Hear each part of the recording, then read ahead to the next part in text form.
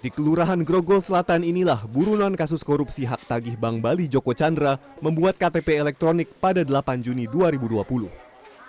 Kedatangan Joko Chandra dengan didampingi kuasa hukumnya dibenarkan oleh Lurah Grogol Selatan Asep Subahan yang saat itu sedang bertugas.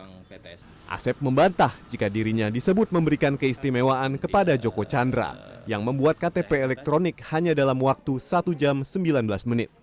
Ada istilahnya kita mengistimewakan dia ataupun siapa, tidak. Jadi lurah menerima langsung mengarahkan kepada petugas pelayanan terpadu satu pintu di ruang tunggu, itu aja proses. Secara sistem dia masih terdata sebagai warga Kelurahan Grogol Selatan. Jadi saya informasikan atau saya ingin lagi garis bawahi bahwa tidak ada satu formulir pun yang diisi oleh Pak Joko Chandra karena memang datanya sudah ada di sistem. Itu yang perlu saya garis bawahi. Khusus untuk kasus Joko Chandra, mengapa Lurah Grogol Selatan memberikan KTP elektronik dan melayani dengan waktu 1 jam 19 menit KTPL-nya selesai? Kami melacak di dalam database Dukcapil, status Joko Chandra adalah WNI. Kemudian ada isu yang bersangkutan pernah mendapatkan pernah mendapatkan paspor Papua Nugini. Kami melacak berkoordinasi dengan Kementerian Hukum dan HAM.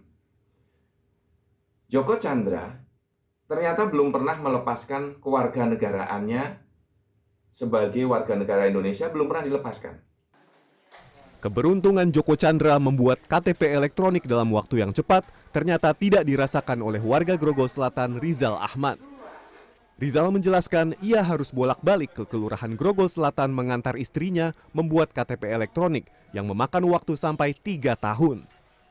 Rizal menuturkan, sejak tahun 2016 istrinya mengurus pengajuan pembuatan KTP elektronik, tapi terkendala kelangkaan belangko KTP elektronik.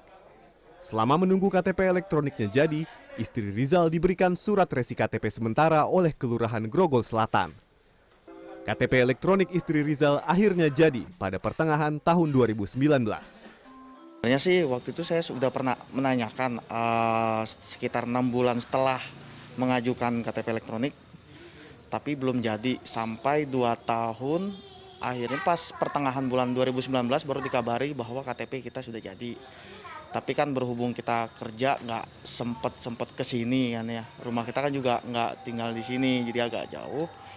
Nah, baru sempat hari ini sih diambil. Jadi intinya sih dari tahun 2016, 2019 baru udah jadi. Dirjen Dukcapil Kemendagri Zudan Arif Fakrullah menjelaskan, sebelum tahun 2020, proses pembuatan KTP elektronik memang memakan waktu lama. Zudan menjelaskan, saat itu Dukcapil Kemendagri belum mendapat pasokan 25 juta keping belangko KTP elektronik, sehingga proses penerbitan KTP elektronik menjadi lama.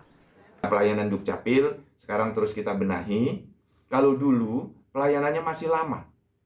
Ada yang membuat KTP, ada yang setahun, ada yang 7 bulan. Itu karena dulu belangkonya kurang. Kemudian sistem di Dukcapil pernah mati selama kurang lebih 7 bulan. Nah sekarang alhamdulillah Profesor Tito Karnavian terus mendorong kami berbenah. Zudan menambahkan, bulan Juni lalu Dukcapil Kemendagri telah menerbitkan 899.000 KTP elektronik. Menurutnya, 94% percetakan KTP elektronik selesai kurang dari 24 jam.